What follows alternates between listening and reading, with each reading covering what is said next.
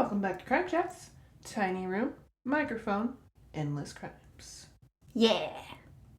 What are we talking about today, Lisa? Okay, so today I have a doozy for you guys. You wanted super twisty, so this one is twist after twist after twist. Okay. So, it's awesome, and I hope that I'm praying that you haven't heard of it yet. So this is the case of Cari Farver. Before we get started, I wanted to tell you about our sponsor, No Stone Unturned Investigations. I honestly couldn't be more thrilled about this. Full disclosure, the owner is my father-in-law. Hi, John. Honestly, though, I'd be telling you guys about him even if he wasn't my father-in-law. He is incredibly intelligent, resourceful, and one of those people who genuinely loves solving problems and helping others. He truly cares about everyone he helps, and he's got a warmth about him that just puts everyone at ease. As a licensed private investigator serving Texas and New Mexico, he helps people locate missing individuals, reconnect with birth parents, identify heirs, conduct background and social media investigations, and much, much more. He even helps attorneys with litigation support and process serving. Basically, he does it all, and he does it all well. If you ever found yourself searching for answers and hitting a dead end, that's the person I'd call. He will help you solve mysteries with discretion and integrity, and he will leave no stone unturned. Visit nsupi.com or call 512-766-7794.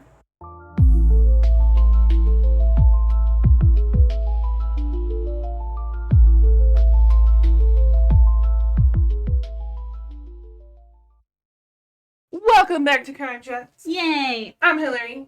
And I'm Lisa. Thanks for stopping by today.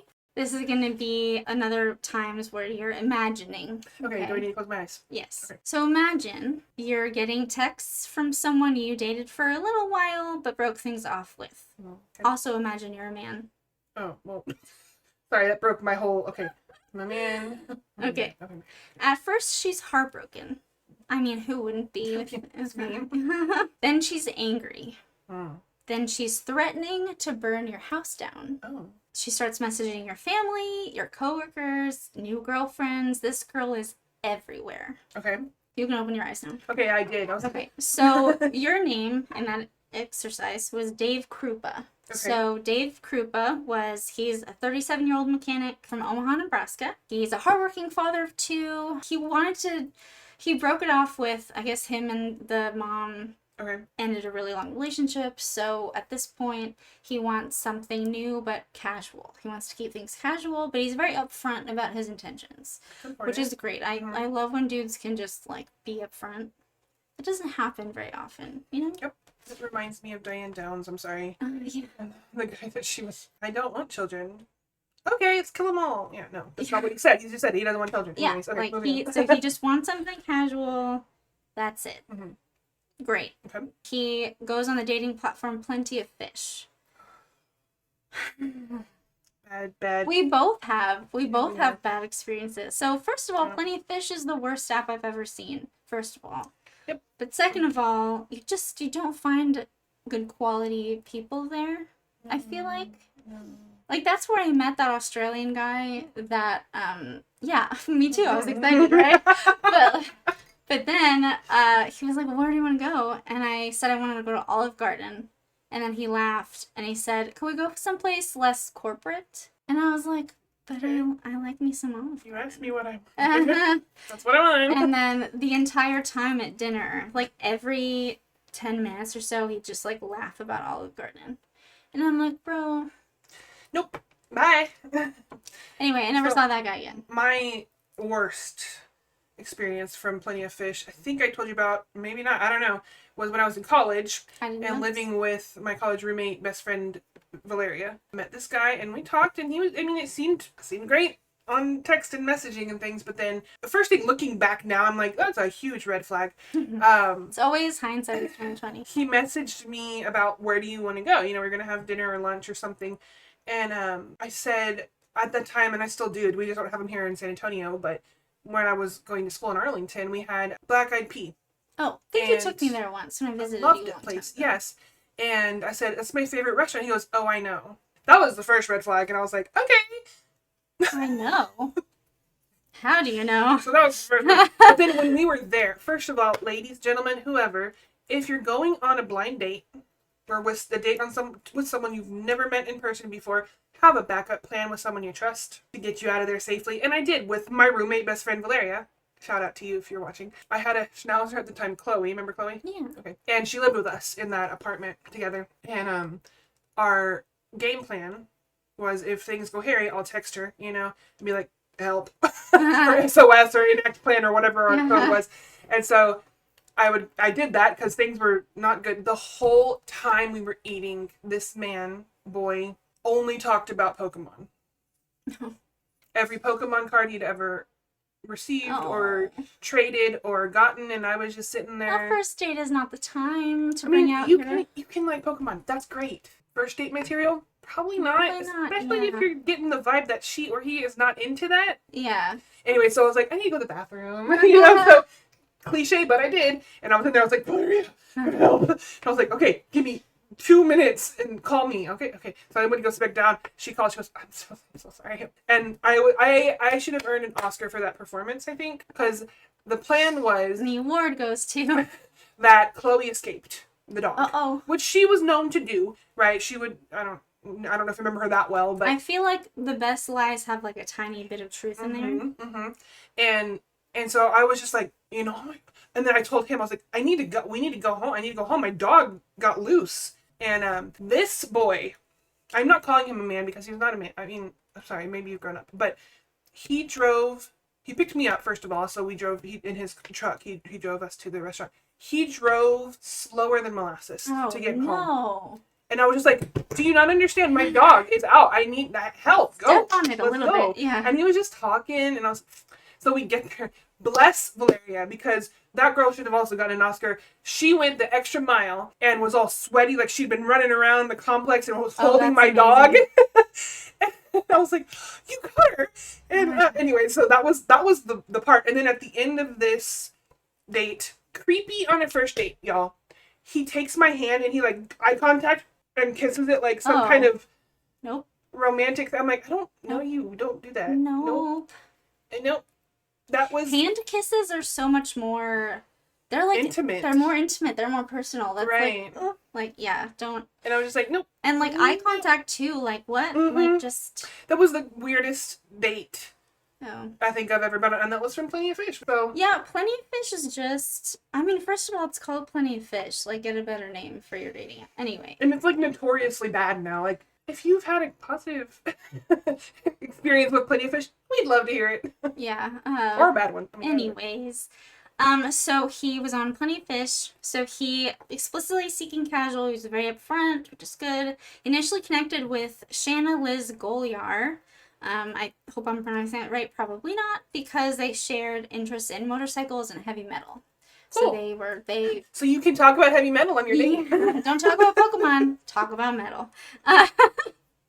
Anyway, so now let's talk about Shannon Elizabeth Liz Golyar. She was a single mother of two from Omaha, Nebraska, who met Dave Krupa in late spring or early summer of 2012. She is physically described as a pint-sized woman, so shorty like me. And she was 5 feet tall. I'm 5 feet tall. Anyway, she was initially characterized as bright, shiny, and very energetic. Known for being engaging, and they liked each other, heavy metal and motorcycles. Also, pause, squirrel moment, before I get too far into this.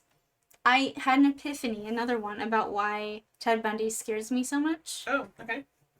One of the reasons, I look like all of his victims. But you don't part your hair down the middle. I do sometimes, or like I don't part it to the side or whatever, but yeah, anyway. I was like, long brown hair. Yeah. I do the middle part most of the time. Yeah. I had that epiphany in the car and I was like, thing he's no more. Yeah, I was like, it's a good thing I was born in 1990 when he was like already dead. Way gone. Yeah. The universe is like, you are good. We saved ya. That is creepy. Yeah, no, had it been back then and I was at Lake Sammamish that day, like who knows? You know? You have trouble saying no sometimes. Because we're too nice. It's true. I am very trusting. Anyways, back to this case. So their relationship, like I said, began after connecting online dating, Plenty of Fish. His relationship that he had just broken up with was like a 12-year thing. So he was definitely not in any mood. Okay. So it's 12 years, 2 kids. Like he was like, I am not. No commitment. So they dated semi-regularly, him and Liz, and Dave initially felt the arrangement was the right mix of companionship and personal space, so, like, they weren't constantly together, kind of. That's healthy. As the relationship progressed, Liz's pathological jealousy and possessiveness became to show its face. Because when you meet someone for the first time, you're not gonna show them all the sides of you. So she started going a little cray. So it became more evident she was, like, possessive of him, and she would frequently blow up Dave's phone with calls and texts if he was on a date with another woman. They were keeping it casual, so he was, he was like, but she knew the deal. But she was texting him all the time, getting angry with him. She even, to kind of try to make a deeper connection happen, she wanted, like, a 1-month exclusive engagement with him. That was, like, her failed attempt to create a lasting bond. Like, okay, so for 1 month, just me. It's just me. Yeah. And we'll see. But, like, he wasn't into that. And it's funny that she even did this, because while she was seeing Dave, she was also involved in an off-again, on-again relationship with a man named Todd Butterbaugh. We have a hypocrite. With whom she eventually lived. Yeah, so this girl was crazy, and Dave didn't know, and then, anyway. Okay, well, question then, if she's also participating in polygamy, I don't know what to call that, right? She's not monogamous, and they both know that. Yeah. And not even, like, how dare she, but why would that bother you? Because I'm a woman, and I can do these things, but you can't. Because you're supposed to be obsessed with me, and I'm the woman. So does she... I don't know. We don't know, but I'm guessing. Did she not do that to the other guy she was seeing? We don't know. We don't know. Or it was just this one? Eventually, they Liz and Todd Butterbaugh eventually lived together. Okay. Okay, so then we have Cari Farver, which I told you this was the case of Cari Farver. Right. She is a 37-year-old single mother and information technology professional. She's living in Macedonia, Iowa. Described as gregarious, bright, and hardworking, she was known for a distinct laugh and a smile that drew people to her. She was exceptionally close with her mother, Nancy Rainey, and devoted to her teenage son, Max, who she'd raised alone. In the fall of 2012, Cari had recently landed a new job as a computer programmer in Omaha, Nebraska, where Dave is, which she viewed as a life changer for herself and her son. Cari had been diagnosed with bipolar disorder and depression in her 20s. While she occasionally struggled with the side effects of her medication, her family noted she was in a very positive place mentally and professionally. I'm sorry, interrupting again, but I want to say what a breath of fresh air it is to hear of someone struggling with a pretty notoriously negative mental disorder, the bipolar, and in such a healthy way. Yeah. Like, she was taking her meds, and yeah, they sucked sometimes, but it was helping her. And she was in a positive place. She was in a good place. I think that's really incredible. I think that's cool. Yeah. So Cari Farver first met Dave in late October of 2012 when she brought her Ford Explorer into his auto repair shop, which I feel like is, like, such a meet cute. Like, that's such a, like, there's movies about, like, the lady with the busted up car, and then the mechanic is like, I don't know how to fix it. The mechanic is like, the big strong mechanic is like, oh, I'll fix it. Like, I think you might need to bring it back for another, whatever. Dave mentions an immediate spark that he felt with her. So shortly after their meeting at the shop, Dave saw Cari's profile on the dating site Plenty Fish and reached out to her. And like Dave, Cari was upfront about her desire to keep their romantic connection casual and non-committal. Okay. So he was like, jackpot, I found a woman finally who wants what I want, nothing serious. Okay. So during Cari and Dave's very first evening together at Dave's apartment, Liz Goliar arrived unannounced. So this is crazy lady from before. Yep. To retrieve some belongings that she had left at his place. Okay. So as Cari left to avoid the awkward tension, she and Liz passed each other in the hallway for a brief glance of only 3 to 6 seconds long. Right. So they, like, saw each other, and yeah. So in November of 2012, Cari was assigned a major project at work that required long hours. To avoid her hour-long commute from Macedonia to Omaha, she arranged to stay at Dave's apartment for the week. She spent the night of November 12th with him, and around 6:30 in the morning on the 13th of November, she kissed Dave goodbye and left. Can I make a prediction? I'm going to try not to react to it. Don't react to it, because it may be wrong, it may be right. I'm thinking crazy lady Liz, right, is, like, scoping out his apartment and noticing that this new lady is allowed to sleep there overnight for more than one night. I wasn't.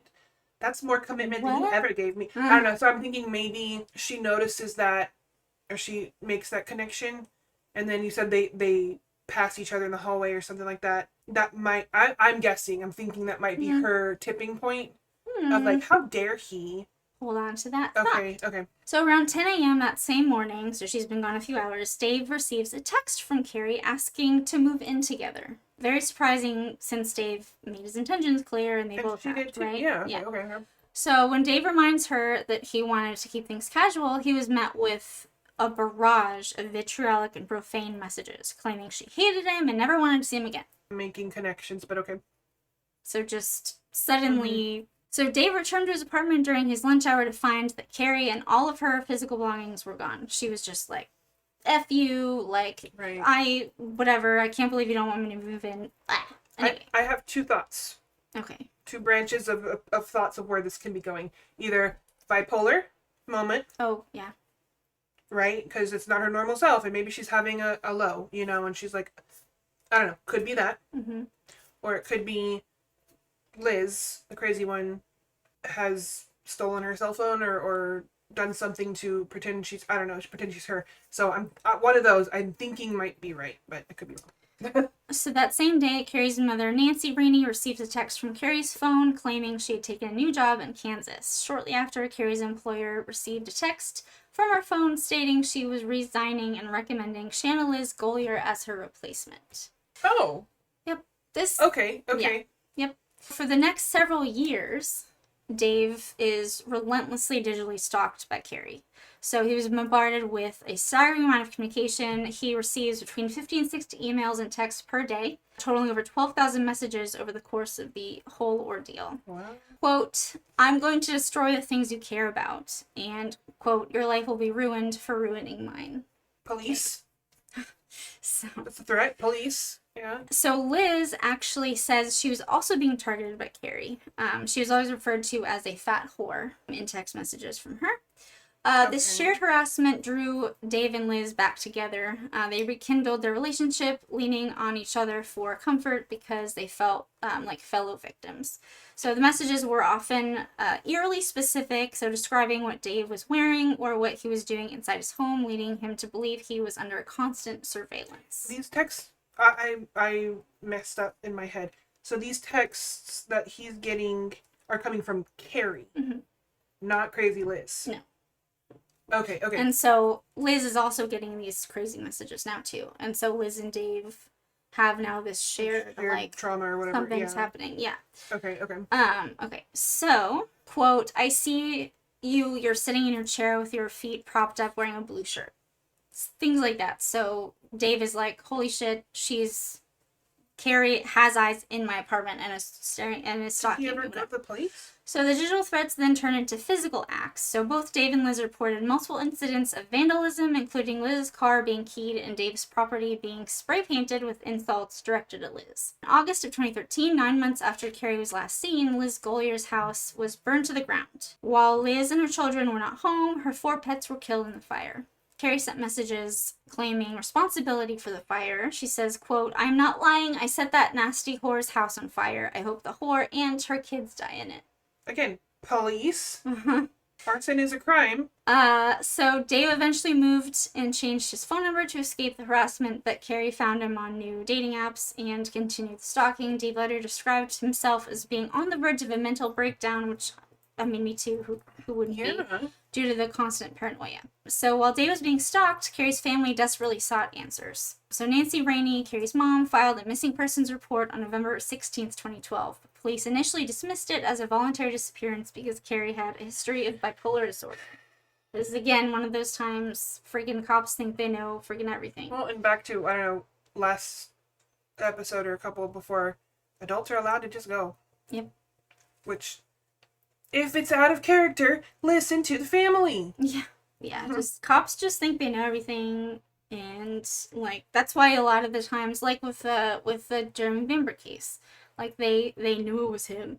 So, like, they weren't going to listen to anything else. Pigeonhole, yeah. Yeah. Thank you. So when police initially dismissed Cari's disappearance as a voluntary mental health crisis, Max, her son, used strategic validation texting to challenge the person behind his mother's digital accounts. Ooh, smarty pants. So in December of 2012, Max messaged his mother's Facebook account with a simple "hi." When the person texted back and said, she replied, "Hey, little man, how are you?"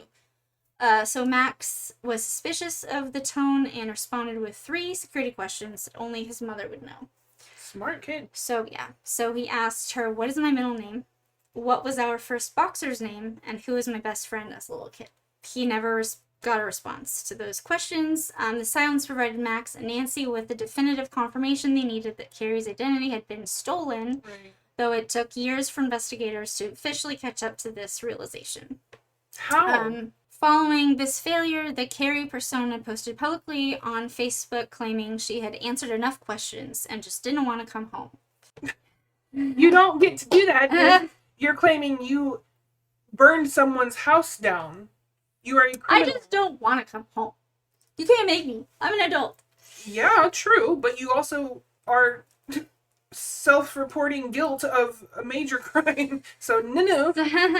So in January of 2013, Cari's Ford Explorer was found in a parking lot near Dave's apartment. The interior was unusually clean. So the case remained cold until 2015 when Pottawatomie County, I didn't pronounce that right, I'm sure. So the county investigators Ryan Avis and Jim Doty volunteered to take a fresh look at the files. They began to suspect foul play because it was not normal for an adult to vanish for over 2 years without touching their bank accounts or being seen by anyone. Some specific reasons for their suspicion turning toward Liz included Detective Doty noted that Liz's name was all over all the reports as a focus of harassment and making her a common denominator in every incident. Right. Working with IT specialist Tony Cava, they re-examined digital downloads from 2013. They discovered a photo of Cari Farver's car on Liz's phone that had been taken on December 24th, 2012, which was weeks before the police even found the vehicle. So why would she have a picture of Cari's car? Yeah. Investigators traced the bulk of the harassing messages back to the home of Todd Butterbaugh, where Liz had moved after her own house burned down. Oh, interesting. So the primary pieces of evidence that led to their suspicion in 2015 included fingerprint identification. So in September 2015, a single fingerprint found on a mint container in the center console of Cari Farver's car was definitively linked to Liz Gollier. And so the car was unusually clean, but there was like one on a mint container that they tested, and eventually it came back and it was Liz's fingerprint. And there would be no reason for her fingerprints to be inside the other woman's car at all. So yeah that's pretty damning. Okay. And then investigators analyzed a photo sent to Dave Krupa by Cari showing a woman bound with duct tape in a car trunk. Forensic analysis proved Liz had staged the photo of herself to frame Cari as a kidnapper. So the photo was of herself all tied up in the trunk. And forensic audits of phone records from 2012 discovered that Liz had made 6 calls to Cari Farver's home using the *67 prefix to hide her identity, which I used to think was... Shout out to our 90s and 2000s comrades. Did you ever make prank calls? Oh, all the time. Can I do a rabbit hole really quick? Yeah. Squirrel moment. When I was at spending the night with my best friend in middle school, like late, maybe 8th grade, we kind of got our butts handed to us because when we were doing that middle of the night, doing stupid prank calls, and one person that answered was a woman, and she was all sleepy but sounded very frantic, and so we said something stupid, because it's a prank call, and she ripped into us. She goes, "You don't understand. My son is a soldier serving overseas, and I'm waiting for a phone call," and we were just like, "Okay, sorry." And we never did that again. Oh. That definitely got us, yeah. Oh god. Also, I thought it was *69.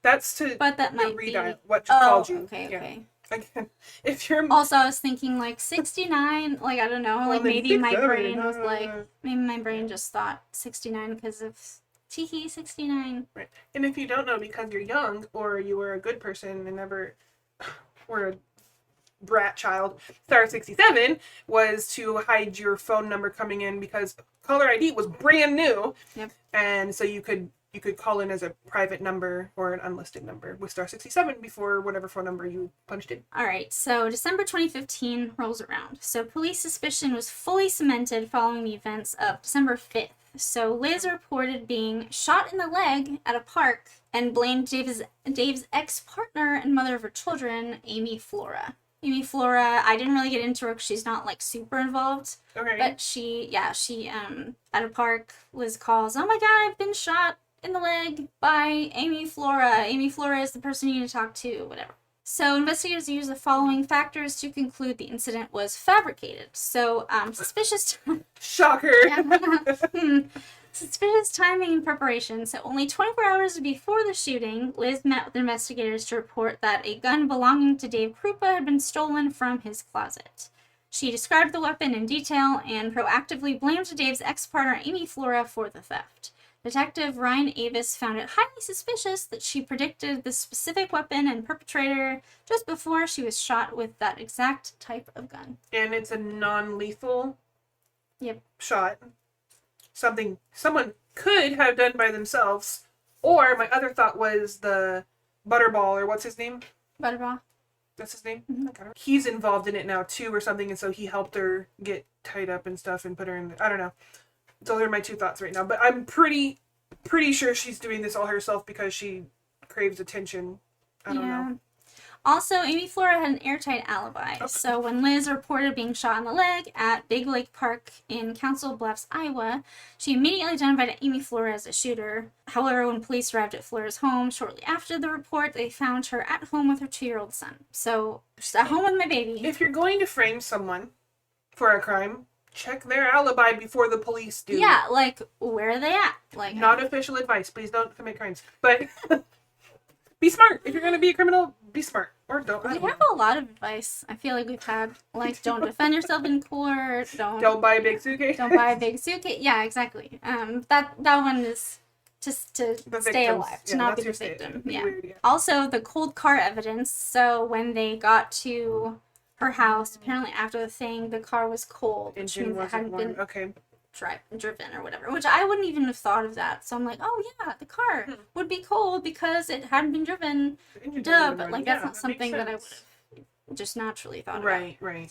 Over the following days and weeks, Liz's description of how the shooting occurred varied significantly, further ending her credibility. So basically the investigators were like, okay, blah, blah, blah, whatever, lady, like you're crazy. Okay, I have a question for you. Okay. When recounting traumatic events, giving Liz, the benefit of the doubt here, which we've talked about this before. 90% sure she's guilty, but when recounting traumatic events, it has also been proven by, psychological things, tests and stuff, or not tests, but research, that the victim of traumatic events often remembers things that they didn't the first time, or it was like, wait, no, that's not where I was standing.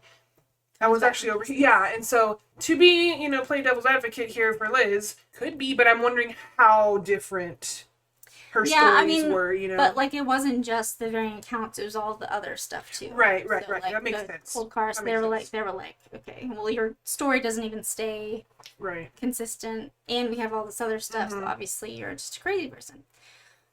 So investigators quickly determined it was highly suspicious that Liz described Dave's stolen gun in detail the day before the shooting, only to be shot by a mysterious figure less than 24 hours later.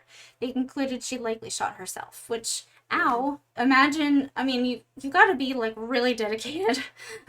Unfortunately, there's a bunch of cases like that where, the bad guy harms themselves to try to be believable. I just can't. This is another squirrel moment, but I used to watch the show One Tree Hill, and there's a scene where Nathan goes after like this guy that just ran over Haley, his wife, and kind of beats him up, and then he ends up dying. He like crashes into something, and then like that kills him. But then Nathan is like, "Oh my god, I killed him," thinking that he just punched him to death.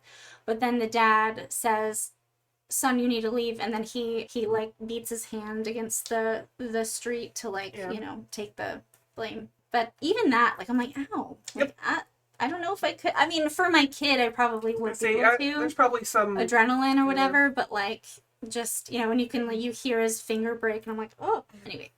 Yeah. Squirrel. Well, I mean, yeah, that's, people do some crazy stuff to cover things up or to help people out. Yeah, I don't know. Anyway, so by late 2015 and early 2016, detectives were so certain of Liz's guilt that they changed tactics, pretending to believe her story about Amy Flora to encourage her to provide evidence that eventually contained details only the killer would know. So, believing she had successfully manipulated the police, Liz began forwarding emails to detectives that were reportedly from Amy. These messages contained explicit details about the murder of Cari Farver, such as the fact that Cari had been stabbed in her own vehicle, her body was wrapped in a tarp, and her remains were later burned. So these confessions sent via email, authored by Liz Goliar while she was impersonating Amy Flora, contained chilling and highly specific details about the murder of Cari Farver that only the killer would have known. So she's blaming the mother of the children of her lover. Children, yeah. And it's what's hilarious about this whole thing is Liz and Dave didn't even date for that long. He doesn't want her. He was very clear about just wanting something casual. I don't understand. I love this though when the police finally start to just play along. Then the bad guy's like, "Yeah, smart. I'm so smart. They love me and they believe everything I say." Yeah. Narcissism. So the details she shared were the killer stated they attacked Farver with a knife, stabbing her 3 to 4 times, specifically in the chest and stomach area.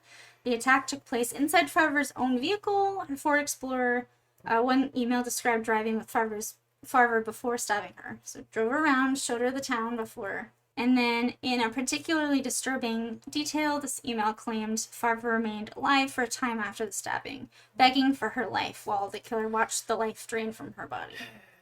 And then she said the body was wrapped in a tarp. The killer confessed to later burning the body, and the remains are reportedly placed in the garbage or a commercial dumpster. And then, more details. The confession noted that Farver's vehicle was cleaned after the murder. The killer admitted to posing as Farver after the murder to maintain the illusion she was still alive. And one email explained that the killer went to Farver's home to collect some of her clothes and belongings to make it appear as though she had voluntarily run away. The email described the interior of Farver's home with precise detail. To prove the confession was real, Goliar described a yin-yang tattoo on Farver's left hip, a detail that had never been released to the public. So in February of 2016, a technician removed the cloth seat covers on the passenger side and discovered a large pool of dried blood soaked into the seat foam. DNA testing confirmed the blood belonged to Cari Farver. So this discovery was paired with a fingerprint found on the mint container, on the mint container. So with the combination of the blood in the car, the fingerprint, and the detailed confessions that only the killer could have authored, police had enough probable cause. Liz Goliar was formally arrested and charged with first-degree murder and second-degree arson in December of 2016. So some challenges to this was, following the arrest, prosecutors were concerned that the trial would be a toss-up because they still didn't have the body. So no body, and they didn't have the murder weapon or definitive primary crime scene. So they didn't know where they have a body, no body, no crime kind of thing. So while they identified Cari Farver's blood in her vehicle and a fingerprint linking Liz to the car, they were worried about securing a first-degree murder conviction without physical proof of death. Okay. So in early 2017, in a last-ditch effort to find more dirt or concrete evidence on Goliar before the trial began in May, investigators Jim Doty and Ryan Avis turned back to Dave Krupa. They specifically asked him if he had any old electronics or devices stored away that might contain evidence, given Liz had frequently used his devices during her on-again, off-again, whatever they had. Liz frequently used his. Yeah, so during their whatever, I guess they So she would have had access to his contacts. Yeah. Okay. I was like, why would that matter? But okay, I see now. So in February of 2017, Dave Krupa, so just a couple months before the trial started, Dave Krupa discovered an old tablet computer in his storage locker that became the final breakthrough in the investigation into Cari Farver's disappearance. While the tablet itself did not have texting capabilities, it contained a micro SD card that provided the definitive evidence needed to convict Liz Goliar of murder. Digital forensic specialist Tony Cava performed an audit of the SD card found in the tablet, and although there were no existing files visible on the card, Cava was able to recover between 11,000 and 13,000 previously deleted photos and numerous text messages. Incriminating ones? So the most damning evidence recovered from the card consisted of a close-up photograph of a decomposing human foot and thigh. So investigators and family members identified the remains as Cari Farver's based on two highly distinctive tattoos visible in the images. So the first one was the Chinese symbol for mother on the top of the left foot and that yin-yang symbol on her hip. Again, if you're going to commit a crime, don't take document it. Yeah. Also, like, if you're gonna take a picture of the dead body because you're like, look what I did, don't take a picture of the identifiable parts of the body. Just don't do it. Don't take pictures. Just don't do the crime. Well, if you must, right? Like if you said if you must get murdered, don't do it in the UK. If you absolutely must take a picture of the body you've just killed, just don't take pictures of identifying shit. Right. You know? I mean, and you think you're so smart. You're not. You're not. If you're a criminal, you're not smart. Oh. Thanks for watching. The end. So a forensic pathologist testified that the foot in the photograph showed clear signs of decomposition, providing the first medical evidence that Cari was dead. So a forensic link to Liz Gollier. The tablet served as a direct link to Gollier's personal devices. Digital forensic analysis proved the SD card had been used in Gollier's LG VS920 cell phone, which I didn't even know was a thing. Pause for a second. I don't know if I missed it or I forgot it already. I thought the tablet was his. He had a tablet, but then they found an SD card in the tablet. So I guess she had, like, taken the SD card from her phone and, like, put it in, I guess, to try to hide stuff. Yeah. Her own. Okay. That was a little bit smart. I'll give her that. Yeah. Give her that one. Yeah, she had to try for that one. Okay, fine. Took effort. The SD card, like I mentioned, 458 of the 13,000 recovered photos were identical to photos found on Gollier's phone during a previous police download in 2013. So she was, like, downloading photos onto his tablet so that they could be like, they're not on my phone. Right. They're on his. Right. He must have done it or something like that. Shift the blame. The card also contained selfies Gollier had taken around the time Cari first went missing. Evidence from the tablet found just months before the trial commenced in May of 2017 ultimately became the cornerstone of the prosecution's successful case against Gollier. Okay. So now we get into the trial. So May 2017 is her trial. So Gollier decided to waive her right to a jury trial. Another dumb decision, because you can sway a jury. She not only did this once, but twice. So as a result, her fate was decided solely by Judge Timothy Burns in a 10-day bench trial. Okay. Chief Deputy Douglas County Attorney Brenda Beadle admitted the high stakes of the circumstantial trial, saying, we were all worried that there was a possibility that Gollier could walk out of here, because, again, they didn't have a body and whatever. So fair enough, yep. So throughout the trial, Gollier showed no remorse for her actions. In a bold move, she even wrote a letter to the judge asking for a lighter 30-year sentence so she could be released in 15 years, while continuing to try and implicate fictitious friends for the crimes. So she was like, this guy named Billy. It was Billy. My friend Billy. You've never heard of Billy? Nanny the Nanny? Does that ring a bell? Casey Anthony? Oh, yeah. So even after the damning evidence from the tablet was presented, Gollier continues to maintain her innocence, quote, and attempted to blame fictitious friends for writing the incriminating emails. It wasn't me. It was Billy. I told you, Billy. Zanny the Nanny. Zanny the Nanny. He's back. And, yeah. Gollier's legal team's primary argument was that the state could not prove a crime had been committed because there was no body, no murder weapon, and no identified crime scene. This led to the case being viewed as a toss-up, as I mentioned before, that could have gone either way, as it relied entirely on circumstantial and digital evidence. Okay, you're going to say something. Okay, go. But this trial set a precedent. So the case reached the Nebraska Supreme Court, State v. Gollier, where it became a landmark ruling. The court affirmed the digital forensic evidence, when supported by credible expert testimony, is sufficient to establish a murder has occurred, even without a physical body. That's impressive. Okay.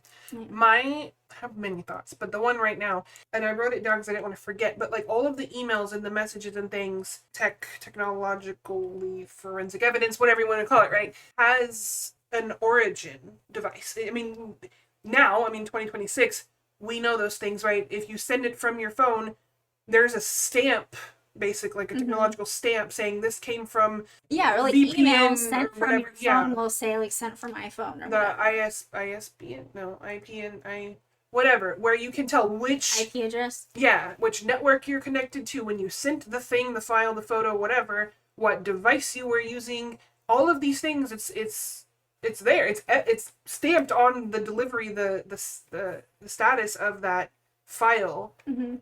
I was not. I was a teenager, I guess. No, it was 2017. Mm-hmm. I was an adult. What am I talking about? I was doing my own thing, I guess. I don't know. I'm the longer time goes on, I think the more we understand about technology. I still know absolutely nothing, pretty much, but I get those kinds of things. Was she not, or was the court case not explaining that well, or did we not know that yet, or?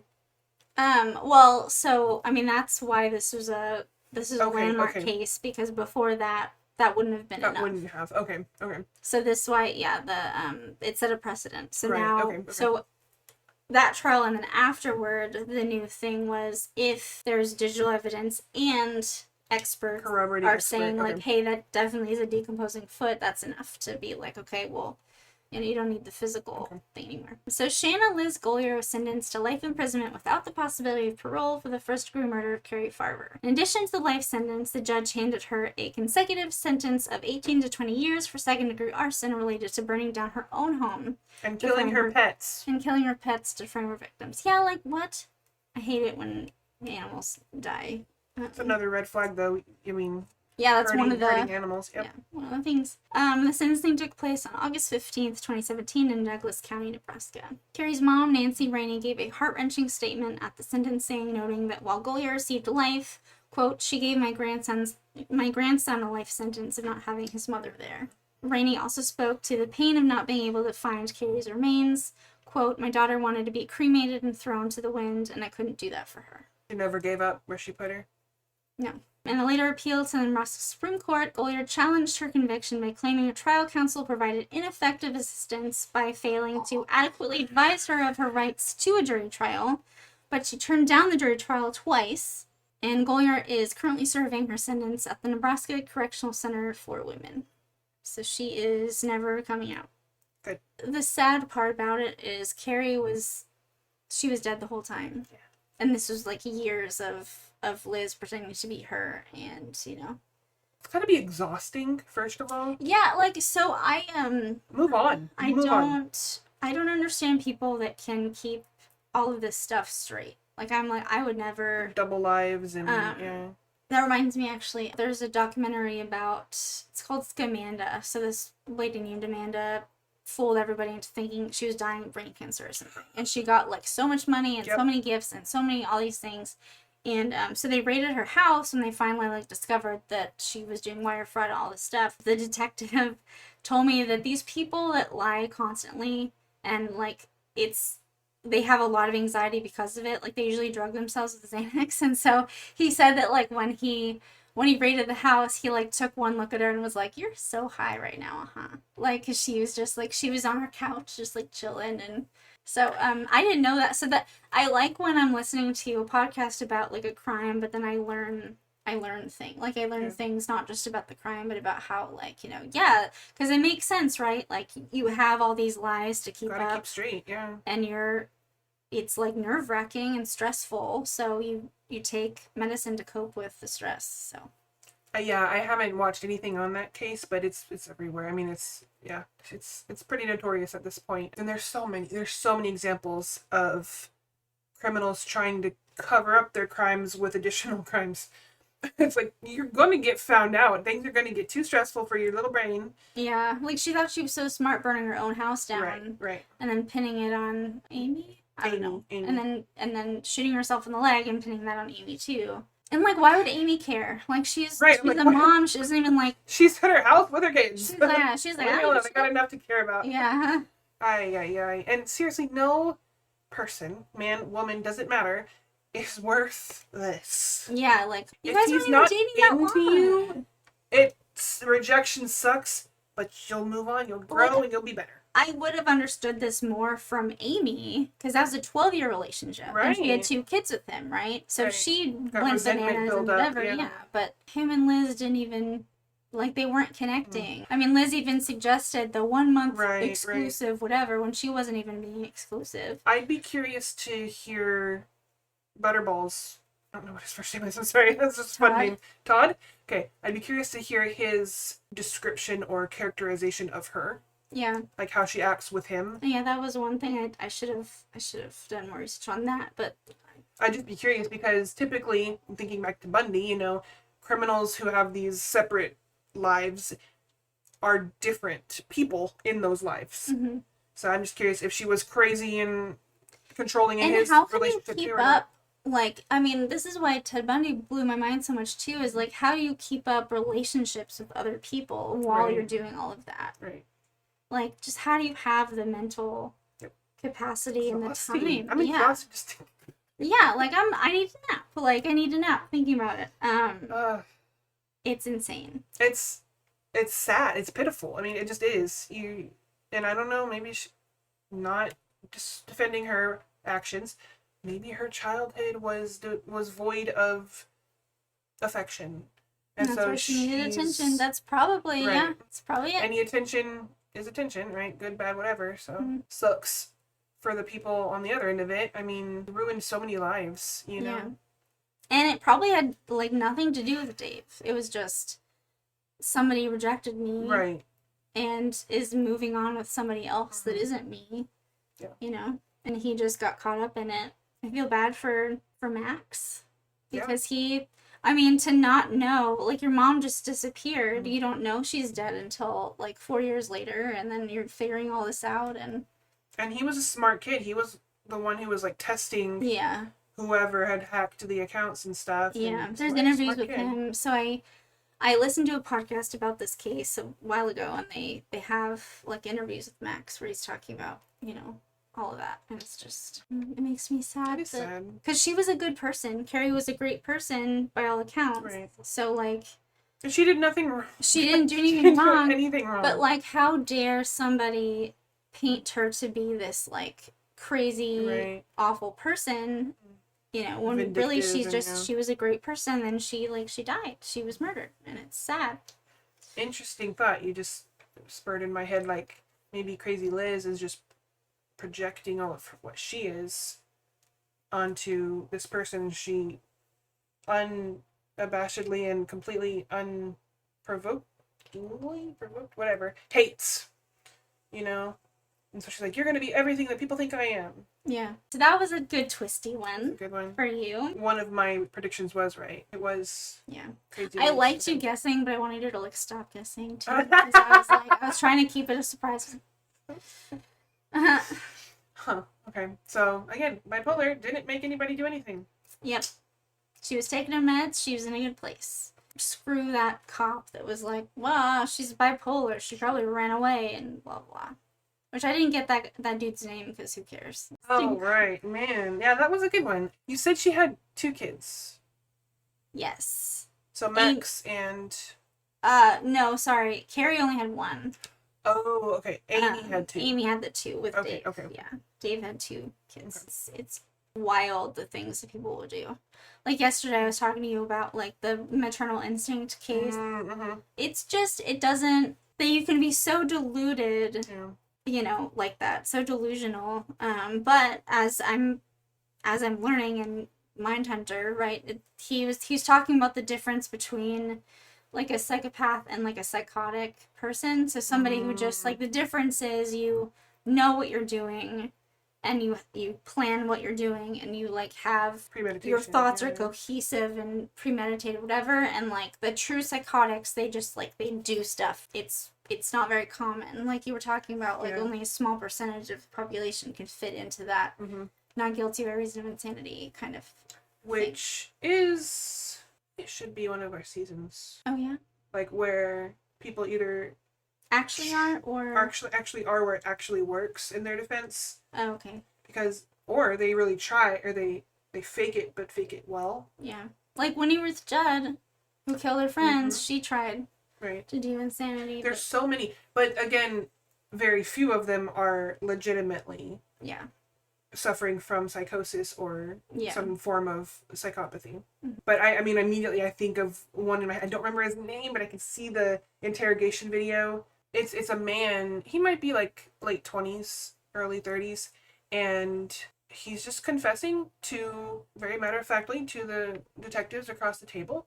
And I did that. He's like, yeah, I picked him up at Walmart. And the detective's like, and what was your intention? I was going to kill him. But just like completely void of emotion, matter of fact. And he goes, so the detective's like, later on, you know, what do you think should happen to you? You know, he goes, oh, I should be punished for my crimes. Just, you know, like that. It's interesting to see that take versus, I hear voices. And then when the detective leaves, they're perfectly fine. It's totally, you can tell the fakers versus the ones that are like, something's not right, you know, and those are usually the ones that are legitimately suffering from psychosis or psychotic breaks. And just because you've had a bunch of trauma in your childhood formative years, that does not mean that you are insane. That does not mean that because of the trauma. A lot of people try to use, like, I was traumatized as a kid, and now I'm crazy. I don't know what I'm doing. Like, no. Right. You did know what you were doing. You just believed that it was the right thing to do for you at the time. Or believed that you could get away with it because you're a victim, too. Yeah. Hurt people. No. You're a grown adult. Yeah. You make your own decisions. Screw your past if it sucks. It sucks. Move on and build a better future for yourself, you know? Exactly, yeah. Yeah, I hate that. Like, well, he was abused as a child. Yeah, that sucks. That absolutely sucks, and that's awful and terrible, and we should try, the parents or the guardians of those people, hopefully within a timely manner, that doesn't give you a pass to be bad. Yeah. That you were like the guy that was like, oh, I should probably be punished for my crimes. So that reminds me of, Ed Kemper, when he turned himself in, he was actually asked, I guess John Douglas and his partner were interviewing him and asked, you know, do you think that you could be rehabilitated? And Ed Kemper said, I shouldn't be let out. Yeah. I should never be let out. He actually, John Douglas actually said he was like the smartest serial killer that he'd ever like spoken to. And that's scary. Yeah. Which, I mean, I feel like there has to be some level of smarts if you're gonna be a solo, because you have the disorganized killings that are just like, they're just crazy and all over the place and chaos, and there's a lot of evidence and whatever left at the scene, and then there's the organized ones that are, you know, thought out, and I feel like those, like, you need to have some kind of smarts. I agree. I mean, yeah. But his IQ is also pretty high. Which he said, I mean, this makes sense, but like the disorganized ones will have like low IQs. Or average, yeah. Yeah. Because I would think, again, I'm not a killer. I would think you're not. if you're going to the extreme of ending someone else's life as an average Joe person, not a psychopathic genius level IQ serial killer, if you're just a Joe Schmo and you decide to do this, you know, murderous act, it's more stressful, I would imagine, than I think Hollywood portrays it, or what we kind of hear or see in the news, versus your serial killers. They're serial for a reason. It happens more than once.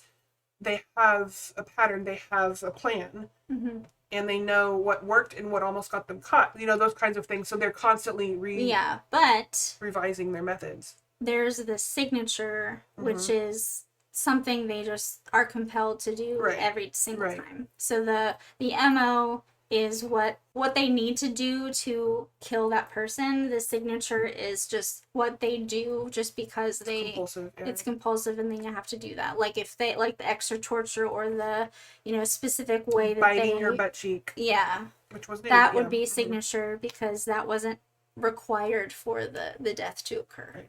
Yep, fascinating. I know, we could have a whole nother podcast just on the serial killer. Yeah, man. The Criminal Mind. The Mindhunter books are so good. I'm already almost done with the second one, guys. I'm eating these up. Does that kind of wrap us up today? Yes. That was it for my, the rest is just my sources. Yeah, so I hope you guys enjoyed. I thought this one was pretty twisty. A good first twisty case. And next week is your turn. I have a good one. Yay! Yes. I've had it already done, researched all my notes and everything for months. I'm just kind of waiting for the right time, and I think this is the right time. Yay! And I don't think you've heard of it. Okay, so probably not. It's a bizarre one. So I hope that you guys enjoyed the story of Cari Farver, really the story of Liz Goliard, but it's not about her. It's about Cari Farver, right. who was a wonderful mom and a wonderful person, and she should never have lost her life. Nope. I'm sorry, Cari Farver. Rest in peace, For what Cari. happened to you. Rest in peace. Thanks, guys, for watching, Yeah. and we'll see you next week. See you next week. And now I will end the stream. I like to sing about my name time. Yeah.